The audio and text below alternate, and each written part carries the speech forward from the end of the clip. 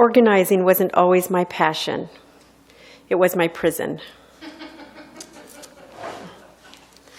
And if not for organizing a service at my own church in Long Beach, I may not have given it much consideration. But in the last couple of years, since I started thinking about the service, I've come to understand my lifelong organizing journey from prison to passion with a brief detour through rebellion. It is a thread woven through my entire life in one way or another. I have spent decades of my life alphabetizing my spices and anything else that lends itself to alphabetizing, creating 3-ring binders with lovely little colored tabs to manage projects in my life, and developing a complicated calendaring system that lets me track multiple projects, many interests, and my busy life and that of my family, my 2 kids and husband, and my interests. I probably spent more time of my life at Staples than on vacation. When I go into the Staples, they know me. Oh, hi, Debbie. We have these new file folders. You want to try them? It's like, okay. When I go with my friends, I'm like, please don't let me run into anybody I know. They'll know my secret. In January 2014, Reverend Mitra, our minister, invited me to a worship creation class. She asked us to think about topics for services that we'd like to develop. In other words, she said, what are you passionate about? So I kept a list of themes, of course, in my Post-it notes on the front of my calendar, and of noble topics such as art and beauty and my Peace Corps experience and end-of-life issues, as I had recently lost my father. But organization kept popping into my mind and kept saying, listen to me, I'm here. Organizing just would not leave me alone, even though these other topics were calling to me. So I shared with the class that I was thinking about giving a sermon about organizing, but I thought it was goofy. And Reverend Mitra suggested that I hold space for it and explore what it was that was calling to be considered. During our class, we did an exercise with a partner where we talked about our subject. And I worked with a fellow congregant, a fellow member, David Rakeland. And after that enlightening exercise, which consisted of you talk 9 minutes on your subject without interruption, and then your partner asks a couple questions, and then you talk 7 minutes, and then they ask a couple more questions, and then you talk 5 minutes, and they ask a couple more questions. So in talking about your topic without questions, you just kind of keep developing it, and new things come to you. And after we finished that exercise, David said to me, Debbie, I don't think that's a goofy topic. I think it's a profound one. So here I am talking about my life and the noble and profound topic of organizing. This service isn't about sharing organizing tips, like if you snip the corner of your calendar page, then you can stick your finger right into today, or about how to find things or alphabetize things or the pretty nice colored tabs. But if you'd like some of those tips, see me afterwards. I'm happy to share. And if you have some good ones for me, please let me know. But most importantly, this service is not a call to guilt or judgment.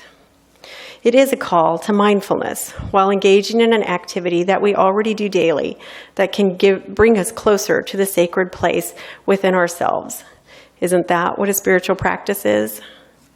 And if we have to put away the clothes or the dishes or our towels, file our bills, why not engage with this work in a way to connect with our soul?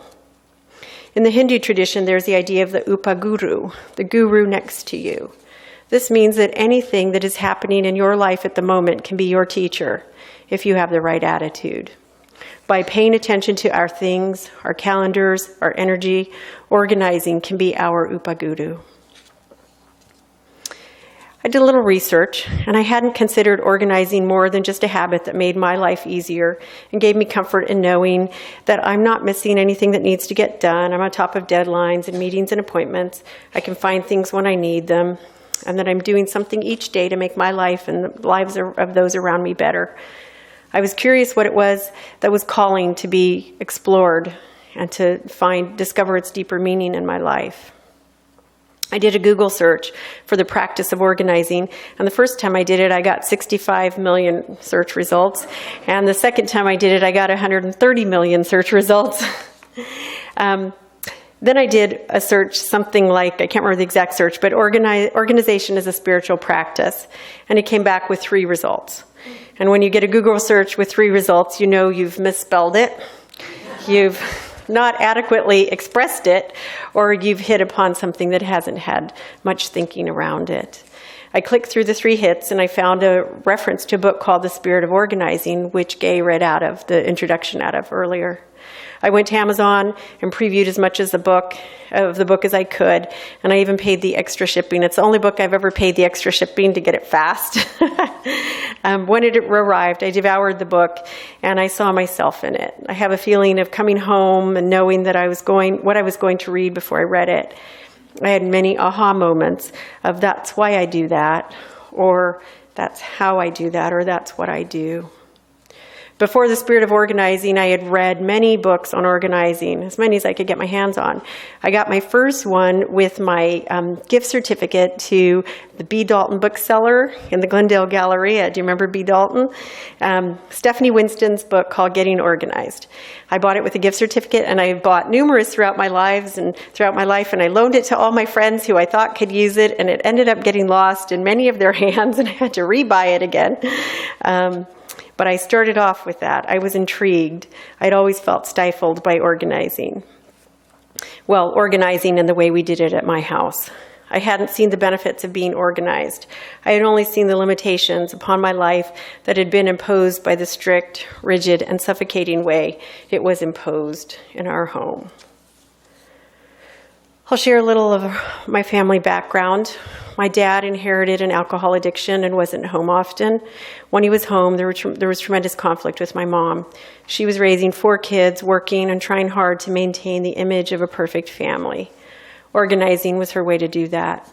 The message we got was if everything was organized, clean, and perfect, then so too were our lives. We maintained a perfect house, a perfect image, and a perfect story. I see now that this was the way in which my mother's fears were assuaged through control of her environment and her world, her children, and her life. Mom rarely sat still. She was always cleaning, organizing, and ordering everything, including my life, my things, and my time. There was nothing that was mine to manage exclusively except my imagination. I almost always walked around with a book or a sketch pad. I read a lot and I drew a lot. Through words and lines, I imagined a different life, one with freedom and choice. To give you an idea of how organizing worked in our house, we had to fold our underwear from the right side to the left side, then in half, and then in a pile. But it couldn't be the left side to right side first, because my mom could tell it wasn't folded the same. So when we got home from school, if our drawers were not in the perfect order that she expected from us, she would dump our drawers on our bed, and then we'd have to fold everything again and put it back in the drawers. The same, we had to fold towels and sheets and everything in our house that way. We also had to line up at the door each morning before we left for school. My mom would check our fingernails to make sure they were clean. She would check to see if we'd brushed our teeth, and then she checked if we put on clean underwear. It occurs to me now that underwear played a big role in our house because a lot of attention was paid to it. We couldn't go out of the house with just any old thing on. We were required to wear neat, clean clothes and be perfectly presented. It supported our image of the perfect family. It saddens me to think about what kind of prison it was for my mom to live with the notion that she had to be perfect and have a perfect family. I wonder about all the things she missed out on because of her preoccupation with order and her fear of falling short of perfection. My mom grew up in the countryside near Albuquerque. She was the first one of her siblings to move to a city to study. She met my dad when he was stationed at the Air Force Base in Albuquerque. My dad, the oldest of a dozen children, had escaped the alcoholism and abuse of his home by joining the military. My grandmother had signed the parental permission consent form for him to go early, and they had even lied about his age on that. So he could escape the abuse that was directed mostly at my grandmother and my dad as the eldest. My dad had lived deeply in the deep, beautiful mountains of Tennessee, and since my dad wasn't interested in school and it was too difficult to live with my grandfather. He took the only option he felt he had. Once my parents married, their two disparate worlds collided, and my dad escaped into his addiction to alcohol, and my mother escaped into her addiction of order and control. When I was growing up, obsessive-compulsive disorder and obsessive-compulsive personality disorder weren't on society's radar. It wasn't until the early 1900s they were articulated by Freud, and even then they didn't become common vernacular until late in the 19th century. Obsessive-compulsive, or the 1900s. Obsessive-compulsive disorder and obsessive-compulsive personality disorder are highly complex diagnoses, but one of the main differences is that those with OCD know they have difficulties and suffer related stress. Those with OCPD believe the way they live is suitable and correct, and that's a quote from one of the sources I read. Both diseases have overlapping symptoms, and it's not important to diagnose my mom or myself for that matter. But what it is important to see is how this pattern of behavior contributed to my own evolution. I found it interesting that the 5 subtypes of the compulsive personality are conscientious, bureaucratic, puritanical, parsimonious, and bedeviled. Interesting categorization for those.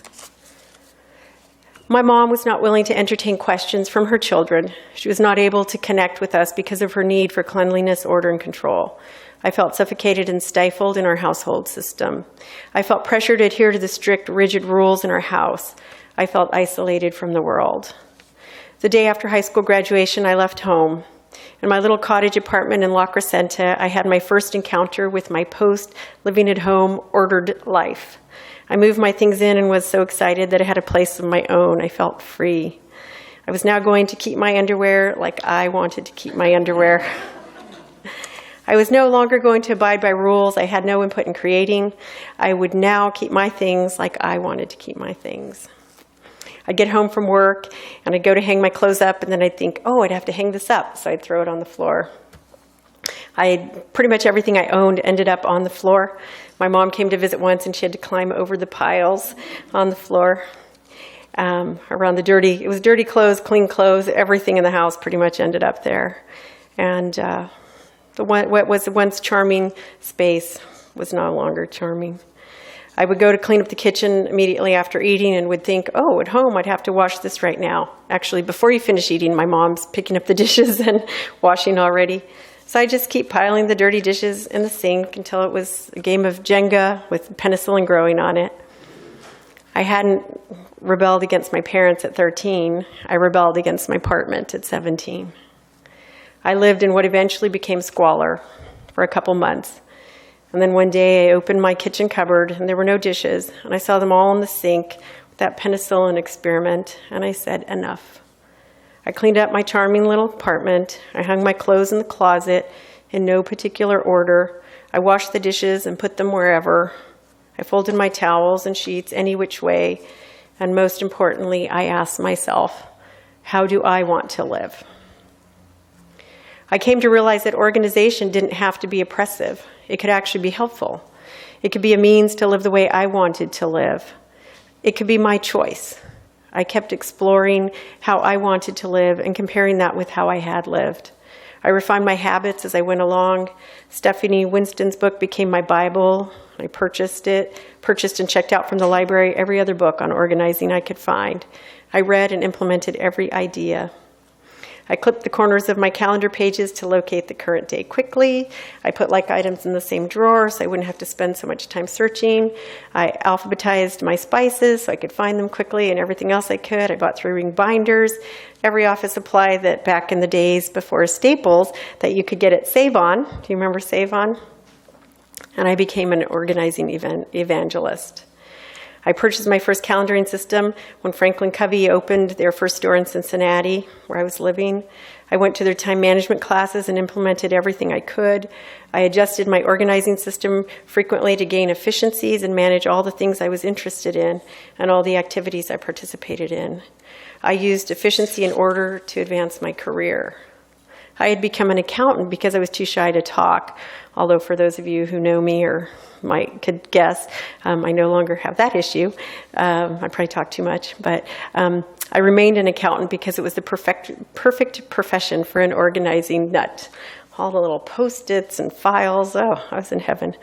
Organizing helped me live better, helped me to program all the things I wanted to do in my life, and allowed me to create a lovely, functional place to live and work. When I joined the UU Church in Cincinnati in the early 90s, our minister was just starting a class called Writing Your Spiritual Autobiography. One day in class, our minister asked, "Who is your God?" People went around answering, but I had grown up Catholic, just joined the church, and I didn't understand the question, so I passed. A few weeks later, a minister caught me after a meeting and said, "Debbie, efficiency is your God. It is what you would be willing to die for." I thought about that and tried to assess if I was too concerned with organizing or if it was just something I was good at. While single and living alone, it didn't seem to matter so much, and I continued to maintain a highly efficient life. Since I had been so controlled and restricted growing up, I signed up for every class which interested me. I went to concerts, talks, meetings, and pursued anything I thought sounded like fun, sometimes attending 3 or 4 events in a single day. I managed it all on my Franklin Planner hybrid system that I had modified through my reading and my burgeoning organizing library. And I would occasionally write letters to Franklin Covey and give them ideas for even further efficiency. I took a class on managing priorities, projects, and deadlines recently, and after the class, the instructor came up and asked me if I'd be interested in teaching that class. Saw all my system laid out.